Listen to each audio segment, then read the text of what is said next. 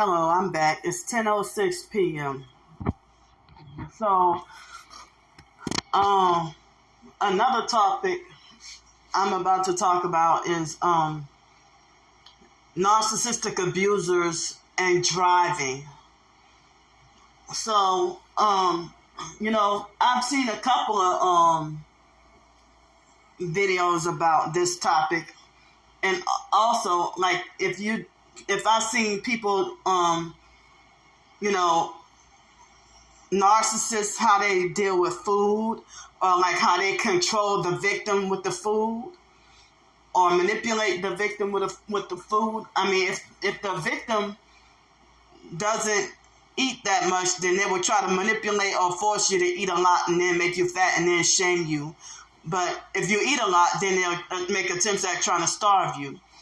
And so there's a lot of different topics about narcissistic abuse and XYZ topic.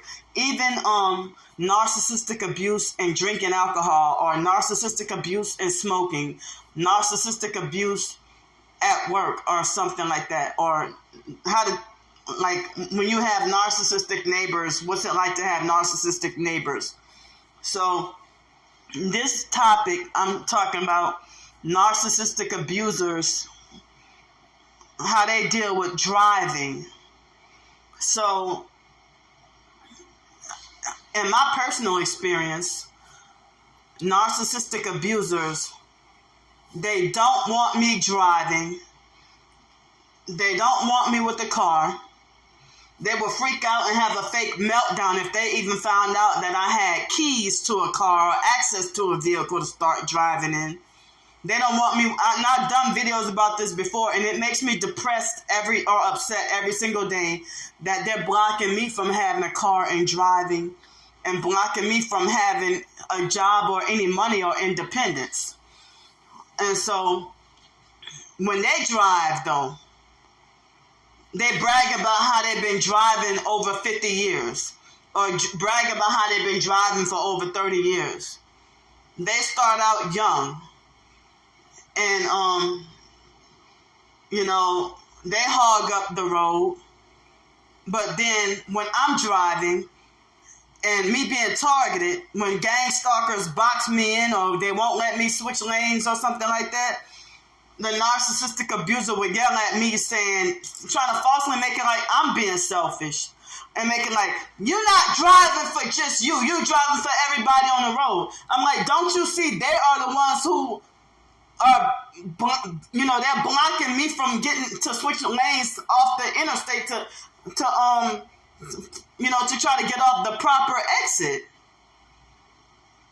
So then they will try to fault and blame me. So if you're driving, being a victim of narcissistic abuse, and you're riding in a car with a narc, there will be a backseat driver, and then they would do stuff like trying to if they feel like I'm not mentally capable of driving. I got a whole bachelor's degree, even though I'm disabled, but they think I'm too crazy to drive, or I'm not mentally capable, that I don't have the mentality, sense, or business, or that I'm not mature or responsible enough to drive. But then when you ride in the car with them, if you want to blast loud music while you're driving, they will force you to turn it all the way down to the point of turning it off. And I'm like, well, you might as well should have said, if you want the volume that low that you hear nothing, then you might as well should have told me to turn it off. But then when they're driving my car, they want to hijack the keys of my car.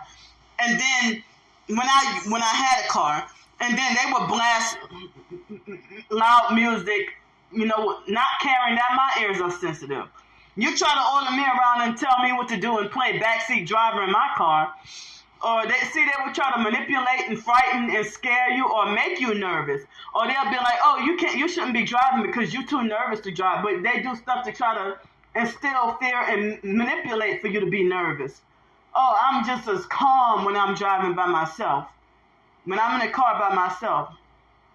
But then they'll try to make like as if I'm so mentally incapable. Or they will try to falsely make it like as if I'm a danger on the road. So they'll try to think it's funny to try to set you up in car accidents while you're driving on purpose and think the shit is funny. They think it's funny to try to set you up to they will try to drive you and manipulate for you to be a nervous wreck while you're driving. But then, as I said, they want to play backseat driver, and then they want to try to control your car. They want to try to control how much gas I should put in my car, or how much money I should spend on gas money on my own car. And they'll try to use you for favors, or they'll try to use and take advantage of me with my car when I had one, or they would try to use you for free rides and don't give you no gas money, and have you just being a chauffeur for free, manipulate and scam for you to be a chauffeur for free.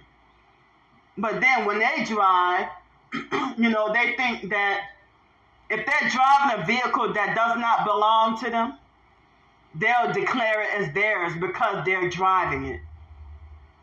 I'm like, this is your friend's car, and you calling it your car. Or a fellow church member's car, and just because you're driving it, you address it as your truck.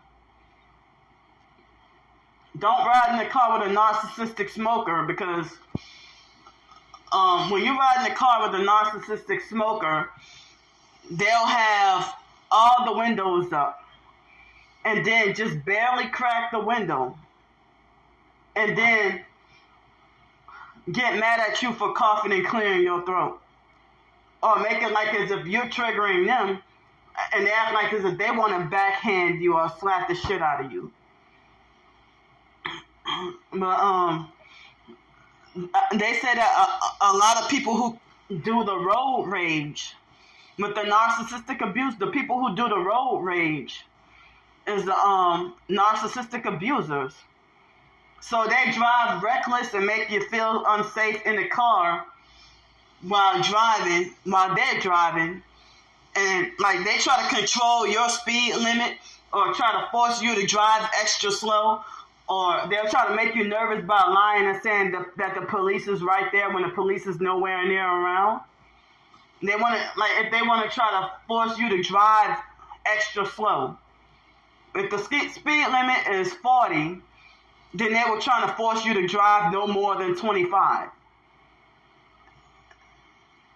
But then when they get driving your car, if they want to make sometimes they'll straight up steal the keys to your car in front of your face and go drive somewhere and be gone for a long time. Or they would do stuff like get deliberately and on purpose break the law and then get tickets in your car while in possession of your car, get tickets. And then you end up having to be held liable or responsible. If you have a nephew who will steal your car while you're sleeping and then come back, and then next thing you know, you're getting all these tickets from what they did, but then they want to keep you from driving. Or trying to make you're a criminal, that you should never have any business or right to be on the road under any circumstances, period. Well, they can break whatever law that they want. Some narcissistic abusers just reckless as hell in a place that you would take 30 minutes to drive anybody else. Oh, it take them 2 minutes. That they speed everywhere. But it makes me sad every day that I'm blocked from getting to drive and have a car due to this gang stalking, because all the road rules that the gang stalkers break, like driving with one headlight, trying to deliberately run over you with cars, and they just do break. They have a license to be above the law. They sold their soul to the devil for this. But I heard that the reason why the narcissist doesn't want you driving or with the car is because when you're driving, you're in control, and they don't want that.